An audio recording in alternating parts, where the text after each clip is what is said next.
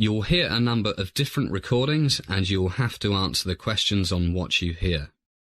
There will be time for you to read the instructions and questions, and you'll have a chance to check your work. All the recordings will be played once only. The test is in 4 sections. Write all your answers in the question booklet.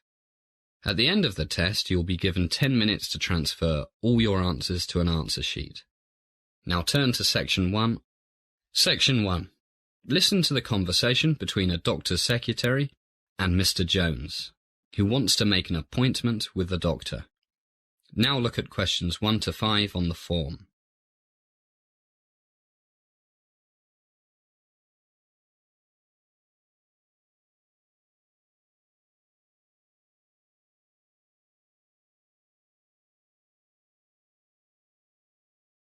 Now we shall begin. You should answer the questions as you listen because you will not hear the recording a second time. First, you have another chance to look at questions 1 to 5. Listen carefully and answer questions 1 to 5. Good morning, Dr. Ritter's office. Can I help you? Hi. Yes, I'd like to make an appointment to come in for a checkup, please. Okay. May I have your name, please? Yes, it's Jones, Peter Jones. And you want a medical examination? That's right. By the way, my name's Rebecca. I'm Dr. Ritter's secretary. Have you seen Dr. Ritter before, Mr. Jones? Actually, no, Rebecca. We've only just moved to Los Angeles 2 days ago. Great. Welcome to LA, Mr. Jones. Thank you. When would you like to come in? Any time this week would be fine. I don't have to go into office until next Monday. Okay, let me see. But first, to see how long you'll need, could you tell me why you need the medical? My insurance company needs it, and my company's, we're in real estate. Medical insurance also wants me to have one. Kind of killing 2 birds with 1 stone. Sure is. Insurance companies want a fairly complete examination, so that means you'll have to come in the morning, and don't eat or drink anything after midnight the night before. No problem. Let me see. Would 9 a.m. Thursday be convenient? 9 a.m. Thursday. No problem. Oh, I forgot. We have a meeting with my children's new headmaster that morning. That's at 11. Look at questions 6 to 10.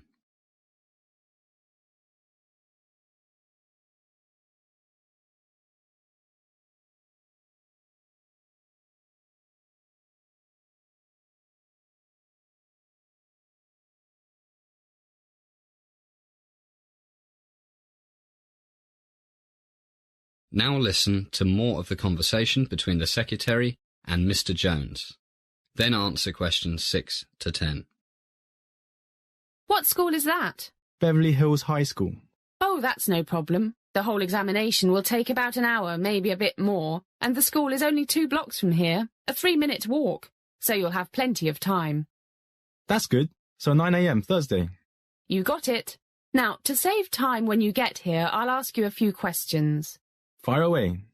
First, what is your personal medical insurance company, Mr. Jones? Blue Cross. Blue Cross. And how old are you? 46 today. Happy birthday. Having a big party?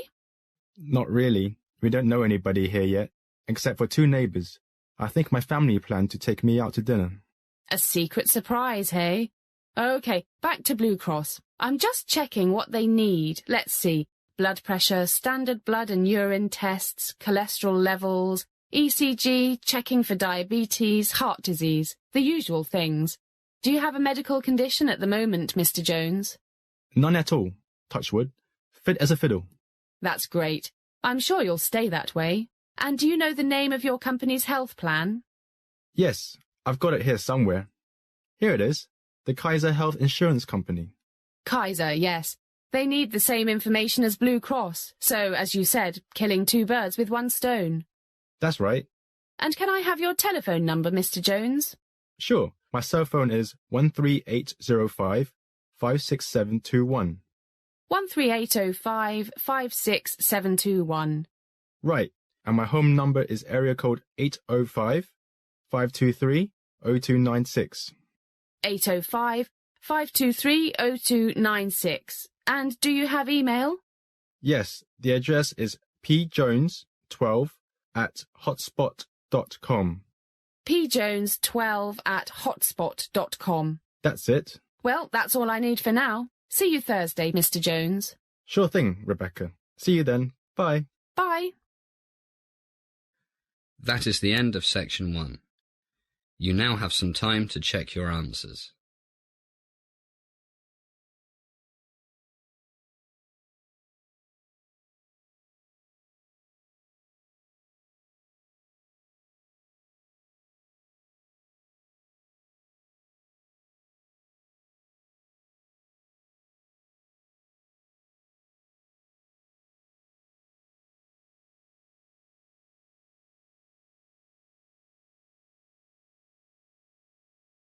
Section 2. You are going to hear a talk given by a tour guide about travel to Esnia. First look at questions 11 to 14.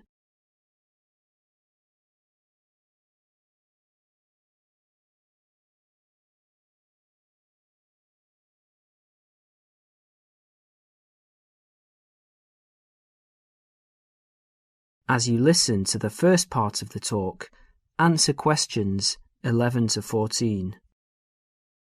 Hello everyone. As you know, this agency has specialized in tours and independent travel to Esnia for over 20 years. It's a magnificent place to visit, but it's not always as easy or as comfortable as it might be. So this tour is designed to help you handle the bureaucratic hassles and give you time and energy to enjoy the beauty of this breathtaking country. The first hassle is visas. Nowadays, Esnian visas are needed by almost all nationalities. The normal visa lasts for just 90 days, but a renewal is possible. It is worth leaving yourself plenty of time when applying, or I suggest, from experience, 2 months. That should do it. The latest confirmed price is £30, but it should be noted, and a lot of our regular travellers tell us that the price may change without notice and hold up visa processing. So ring up the Esnian embassy and check the price before sending out forms. Now, for those of you who are intending to take Esnia as part of a longer tour and want to wait till you get to another country, do remember that some Esnian consulates in neighbouring countries require you to provide a letter from your own embassy just to confirm your nationality. You can find a list of major embassies throughout the world in the student handbook on page 13. Oh, and one more thing. Check whether you need a multiple entry visa if you're leaving and re-entering Esnia on your tour. Before the talk continues, you will have a chance to look at questions 15 to 20.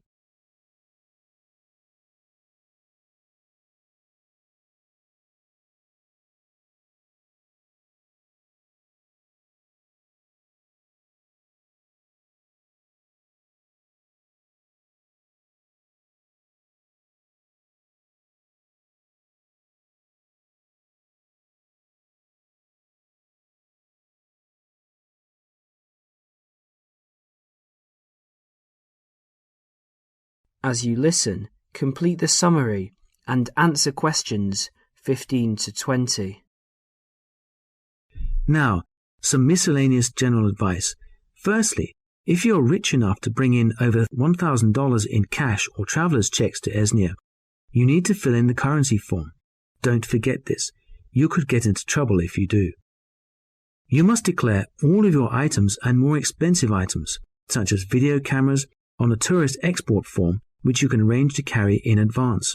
Regarding health regulations, although Esnia is becoming a generally healthier country with every passing year, neighbouring countries remain cautious with regards to health standards there, and therefore it is worthwhile carrying a health certificate.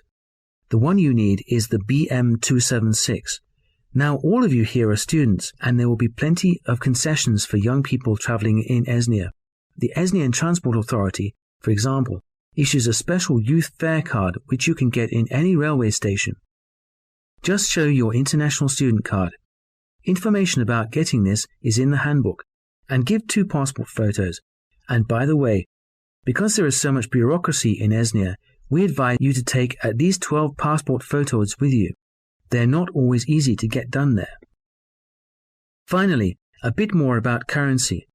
Pounds won't get you very far in Esnia these days, so they're no good.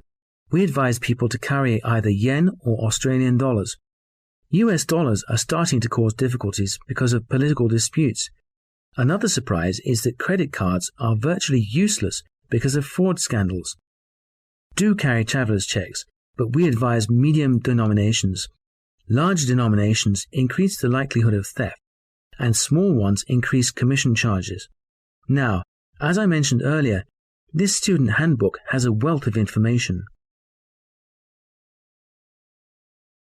That is the end of section 2. You will now have half a minute to check your answers.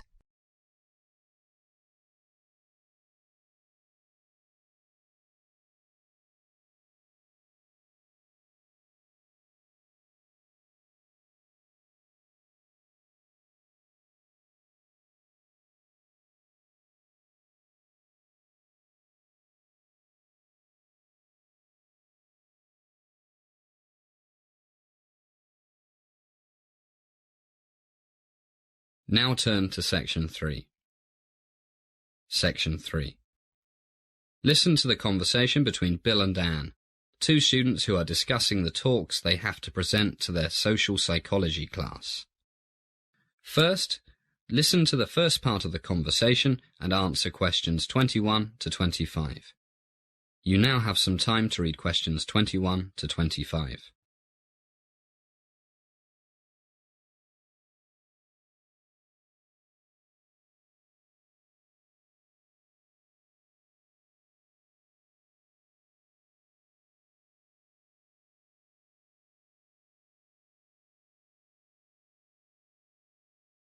Hi, Anne. How's it going? I'm going mad. I haven't even started preparing my talk for tomorrow's political science class. Me neither. I've been so busy looking after my mum. She's still ill. Yeah. The doctor says I should get someone to do all her cooking and cleaning for another week or so, but we can't afford to employ someone to help her. The neighbours are all too busy. It's not that I'm too busy with my other classes. That's really tough. I've got no excuses for not being prepared. Too much time playing computer games. How many times have I told you? I know, but at least I've got a topic. Which is? Well, it's about an experiment in Los Angeles, I think, that I read about in social studies at high school. It's about how wearing a uniform can change people's personalities. This professor got a lot of his students to agree to take part in an experiment during the summer vacation, but he wouldn't tell them anything about it. As the conversation continues, answer questions 26 to 30. You now have some time to read questions 26 to 30.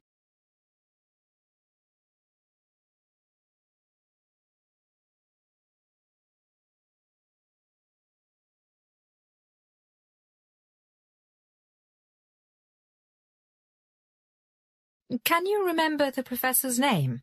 No, but I think he was from the University of California at Los Angeles.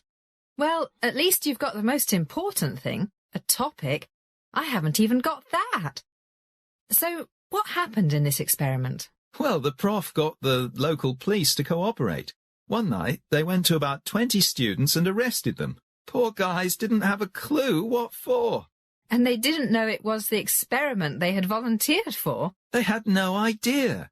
And it had been weeks since they volunteered for the experiment. Anyway, the cops took them to a school building that had been made to look like the inside of a prison or a police station. Can't remember. It's not important.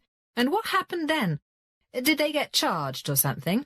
Don't know. They must have been told something, but that's not the main thing. Which was? Well, what they didn't know was that about 8 other students were waiting at the police station, or whatever it was, dressed up as prison guards. Hey, now I think I read about that ages ago. The experiment took place in the early 70s, and the students dressed as prison guards were told to act like prison guards. I've just thought of something. Did the arrested students know the other students? I don't know. I wouldn't have thought so. No, different schools, because otherwise the ones who thought they'd been arrested might have realised it was the experiment they had signed up for. Guess you're right. But then what happened? Remember? Yeah, the guards really got into it and started treating the other guys like they see on the movies. making them do press-ups, cutting their hair really short, not letting them sleep. A real power trip. The poor guys were terrified. Yeah. The experiment was supposed to last for a week, but things got out of control, remember? The guys who thought they were prisoners, not guards, started having nervous breakdowns. Hey, look at the time. I gotta go. At least you've got something to talk about. How role-playing can get real, especially when we put uniforms on. Yeah, and the students were normal, nice guys. Who didn't waste time with computer games. That is the end of section 3. You now have half a minute to check your answers.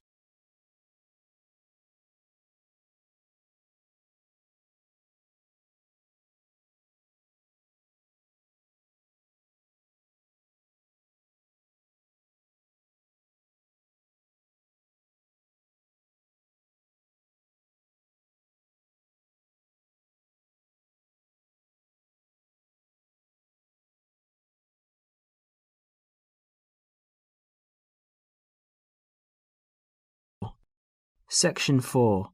In this section, you will hear a lecture about study and answer questions 31 to 40.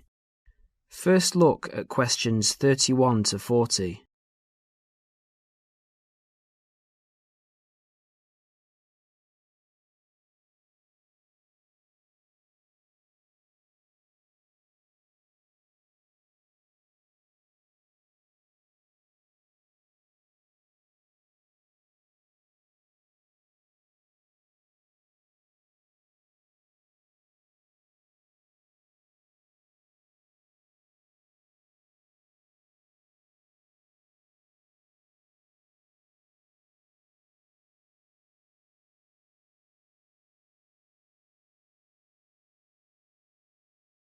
As you listen to the lecture, answer questions 31 to 40.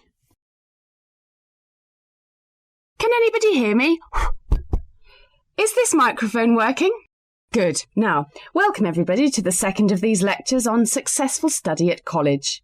Yesterday we looked at housekeeping issues, where to find information, how to use the library computer system and so on. Today we're going to cover an issue that will be vitally important to you all throughout your time here at college, and that is time management. Hundreds of books have been written about time management, and those of you who are interested in doing some extra reading on the subject are very welcome to see me after the lecture, as I have a book list here and some other useful materials. Now, time management. In the past, this used to mean making a list to plan for every hour of the week and then try to stick to this plan. These days, however, the whole idea of managing time has changed. In fact, if you think about it, you'll find that it's impossible to manage time. It just goes. So what you really need to manage is yourself. To manage yourself effectively, you need to have a clear idea both of what you want to achieve and how to achieve it. In other words, you need to set goals, and you need to move towards achieving these goals in an efficient and systematic way. Most coursework at the college is set by mid-semester, and at the end of the semester usually involves 2 written assignments of between 1,500 and 3,000 words in length. If you look around you at college, you will see that during the first weeks of the term, everyone looks cheerful and focused, followed by a change around week 6, assignment time, when people start to look a bit stressed. The library reports that an increasing number of students become angry when books are not available. So what's happened? Has everybody become suddenly irritable and angry for no reason? Not quite. The reason is that people have not managed their resources well. They have not set priorities for reaching their goals and, as a result, some of them realise they are going to do badly with their assignments. This will not be because they lack intelligence or love of the subject. They will fail because they did not have a clear idea of what they have to do and how long it should take them. Let's step back a minute. What do we mean by establishing goals? Well, basically, it means deciding what you want to achieve. In other words, deciding on the results that you want to achieve. The students that I've mentioned found themselves very stressed, mainly because they have an assignment to do. But they did not fully think through the effect that this would have on their day-to-day life. There's an awful lot of spare time in a day. For example, If you manage to spend some of that time, even just 1 hour, on an activity that helps you with your study, that 1 hour could have a major impact in your course, particularly if you make it a regular habit. I'd like to ask you now to have a look at the planners in your information kits. You will see that there are 3, 1 term planner, 1 weekly planner, and 1 daily planner. The term planner is to help you get an overview of everything that you will need to do for the term. The weekly planner is to help you week by week, and the daily planner will help you with the really detailed planning. Before we go any further, I would like you to make a note in your daily planner right now. I want you to picture how you could make a major difference in your life by spending just 1 hour a day on some activities for the next term. Background reading, for example, or preparing a bibliography. Now imagine the benefit at the end of the term. The term diary and the weekly diary are the most important ones. However, a week is really the shortest time you have to establish an overview of your time for planning purposes. Now you need to set priorities for the term. Work out how you could achieve those priorities and the results that you desire. If you can get into the habit of planning like this, you'll soon find that you've actually had more time than before to spend on relaxation and other activities that you enjoy. Now let's share some of the ideas that you've come up with. I'll divide you up into groups to share your ideas. OK. That is the end of section 4. You will now have half a minute to check your answers.